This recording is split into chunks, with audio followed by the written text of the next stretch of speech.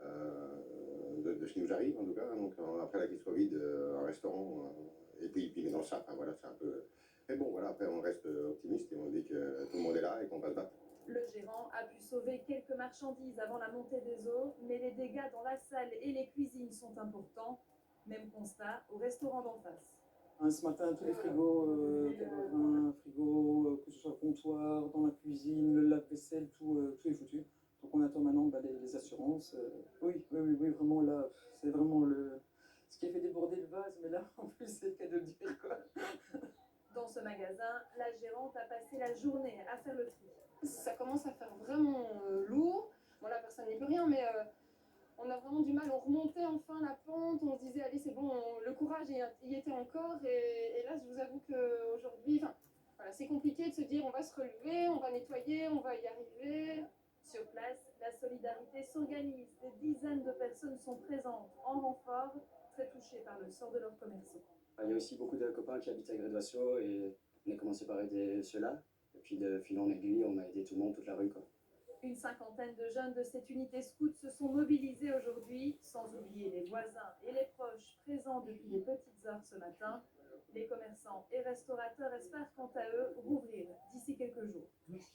Se pose aussi ce soir le problème de l'eau potable. Bonsoir Benoît Moulin, vous êtes le porte-parole de la Société Wallonne des Eaux. Y a-t-il encore des problèmes d'approvisionnement en eau ce soir ?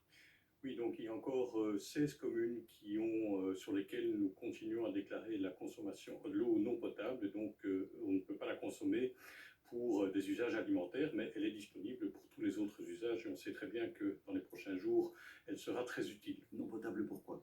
Alors en fait, il faut savoir que le réseau de la SW2, qui représente à peu près 70% de la distribution en Wallonie, puise l'eau de distribution dans environ 254 sites. Et il y a certains de ces sites qui sont assez proches de la surface, et donc ils ont été noyés par les déferlements de pluie et de boue que nous avons connus.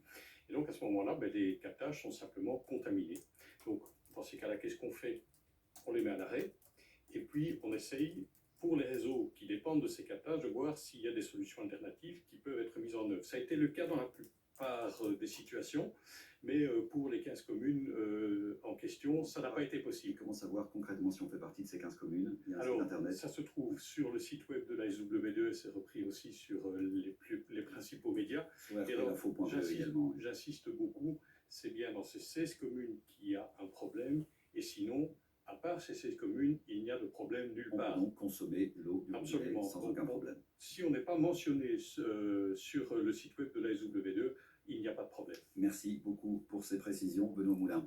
Ces inondations ont aussi touché le Hainaut à Hamme-sur-Eure, comme partout ailleurs. L'Eure est au nettoyage aujourd'hui, et ce ne sera pas facile. C'est ce qu'on va voir avec Justine Roldan-Pérez et Guillaume Wills. Réveil difficile dans le centre d'Hamme-sur-Eure. Cassandra est venue nettoyer la maison de sa grand-mère, complètement inondée hier soir. C'est vrai qu'ici au matin, quand je suis venue avec mon frère, quand on a vu les dégâts, l'eau qui était rentrée et tout, la cave elle est remplie jusqu'au-dessus, les meubles, faudra les changer. Le tapis que ma mamie adorait autant, faudra le changer aussi, donc c'est pas facile du tout. Il faut maintenant évacuer l'eau et nettoyer. Les dégâts sont importants. Très compliqué, très. On ne sait rien faire à ça quand on a un pull, on ne sait rien faire. On n'a plus que constater le niveau qui montait jusqu'à ce que ça déborde des caves. On a eu l'eau qui est rentrée jusqu'au plafond des caves, à peu près 20 cm dans le restaurant. En cause, la rivière L'Odeur qui est sortie de son lit hier fin de journée. Certains quartiers ont dû être rapidement évacués. On a dû faire venir des zodiacs, des barques, parce que les quartiers, au point de vue véhicules, même des véhicules hauts, ne passaient pas. Donc on a placé des barques, on a évacué les gens qui allaient vraiment être inondés, où ça devenait invivable. Des habitations sont encore inaccessibles ce matin à Hamme-sur-Eure, mais aussi ici à Jamioux, une situation éprouvante pour Yolande. Je n'ai plus rien, plus d'électricité, plus de téléphone, rien. J'ai un peu d'électricité maintenant à l'étage, au rez-de-chaussée et à l'étage, mais il y a beaucoup de choses que je n'ai plus. Hein. Tout a été dans la cave, j'ose pas les voir. Céline, elle, est venue observer les dégâts. Sa voiture est tombée en panne ici, hier après-midi. Des gens ont aidé à sortir les enfants de la voiture. Et de là, des gens bien gentils aussi ont poussé mon véhicule à sec. Seulement le temps que les dépanneuses viennent, mais l'eau a monté de nouveau et ma voiture s'est retrouvée sous l'eau. Tous attendent maintenant que le niveau de l'eau diminue enfin.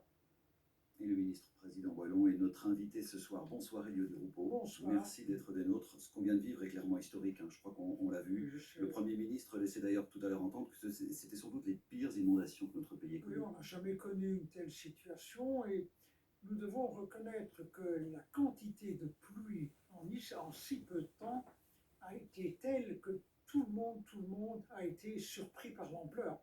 Et voilà, c'est une désolation. Et 240 sur 262 communes de Wallonie ont été mis en alerte ou en pré-alerte. En d'autres termes, certaines communes, comme vous le voyez, ont connu des dégâts majeurs avec des dégâts humains, des victimes, des morts, d'autres beaucoup moins.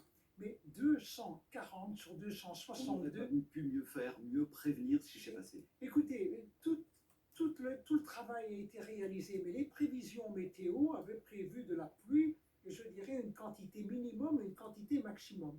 Mais ce qui est tombé est beaucoup plus haut, beaucoup plus important que le maximum prévu. Voilà la raison. Mais maintenant, ce qui compte, c'est la solidarité. Nous devons aider, c'est ce que fait le gouvernement, comme le font d'ailleurs les citoyens, aider toutes celles et tous ceux qui sont victimes. Je crois qu'il y a énormément, il y a des dizaines de milliers de personnes. Certaines ont perdu totalement leur maison, d'autres se trouvent dans des situations dramatiques. Nous sommes aux côtés de la population. Nous avons dégagé ce matin des montants financiers via leur bourgmestre. Justement, donc ça veut dire que vous allez octroyer des prêts, c'est Alors ça, donc voilà, aux il y a citoyens plusieurs via le types bourgmestre. de prêts. Donc d'abord, via les gouverneurs et puis les bourgmestres, la population pourrait recevoir par foyer un maximum de 2500 € comme prêt à taux zéro pour être dépanné. Dans l'immédiat. Oui, voilà. Disponible Ça, immédiatement. c'est une histoire de quelques jours. Par ailleurs, les commerces, les indépendants pourraient avoir des prêts jusqu'à 50 000 € pour également pouvoir s'en sortir. Par ailleurs, on a décidé de dégager 2,5 millions pour les gouverneurs pour qu'ils puissent travailler avec les bourgmestres. Et là, ils font avec ces moyens financiers ce qu'ils peuvent faire, ce qui est le plus urgent. Et par ailleurs, on a également, pour 5 millions, mis à la disposition des aides à l'emploi pour permettre aux communes les plus touchées de bénéficier de personnel additionnel pour aller un peu plus vite dans tout le nettoyage, les réparations qu'il convient de faire. Alors le bilan humain, on l'a vu, est particulièrement lourd et il n'est pas définitif. On Non, parle il ce n'est soir pas d'au moins définitif, 20 morts, c'est bien ça? Il était milieu d'après-midi de 21 morts, 20 à Liège et 1 à Namur, mais il y a des risques que ça puisse être bien plus grave. Un jour de deuil national a été décrété mardi prochain. Ça veut dire quoi concrètement? Mais concrètement, donc, toutes les administrations mettront les drapeaux en berne et tout le monde devra avoir une pensée particulière. C'est une journée avec une retenue, avec une pensée pour toutes les victimes, malheureusement, qui sont décédées ce jour à cause de ces inondations absolument incroyables. Vous parlez de solidarité il y a un instant. Il y a aussi une opération qui est en train de se mettre en place en ce moment entre les différentes chaînes de Exact. télévision. Donc j'ai reçu un coup de fil de M. Delusine, donc le patron de RTL. Il a pris contact avec son collègue de la RTBF pour organiser une soirée de solidarité, un peu comme une soirée Télévie ou une soirée Téléthon, pour récolter des moyens financiers et les distribuer à toutes celles et tous ceux qui subissent aujourd'hui les dégâts des inondations. C'est une excellente initiative. J'espère qu'elle va se réaliser dans des délais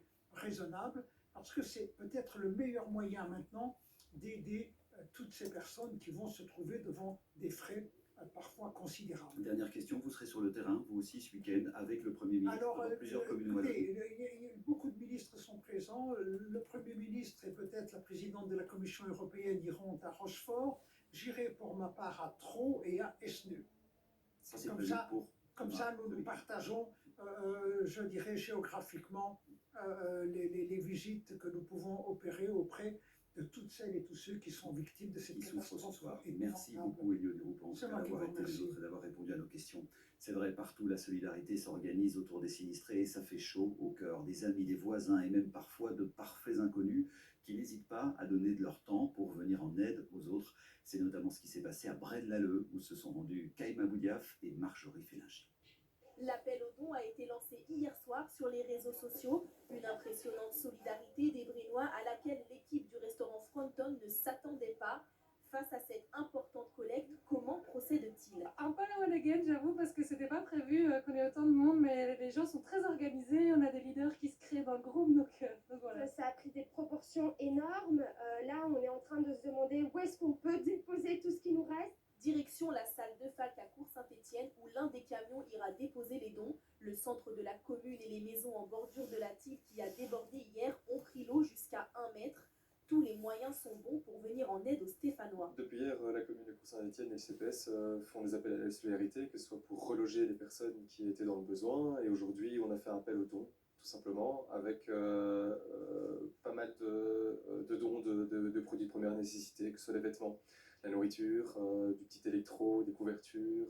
Tout le monde y met du sien. Des jeunes bénévoles, membres de l'opération Été solidaire, sont venus aider au pied levé. On est en train de trier pour les dons des personnes qui viennent aider un peu les gens qui ont été touchés par les inondations. Et ici, en fait, on trie par catégorie. Une réunion entre le CPAS et le bourgmestre de Cour-Saint-Étienne aura lieu demain pour faire le point sur les besoins des citoyens, tant au niveau matériel que social. En attendant, l'élan de solidarité de Braine-l'Alleud aidera les sinistrés à court terme avec ses paniers d'urgence. Mais je vous rappelle qu'RTL a aussi lancé un groupe Facebook d'entraide baptisé RTL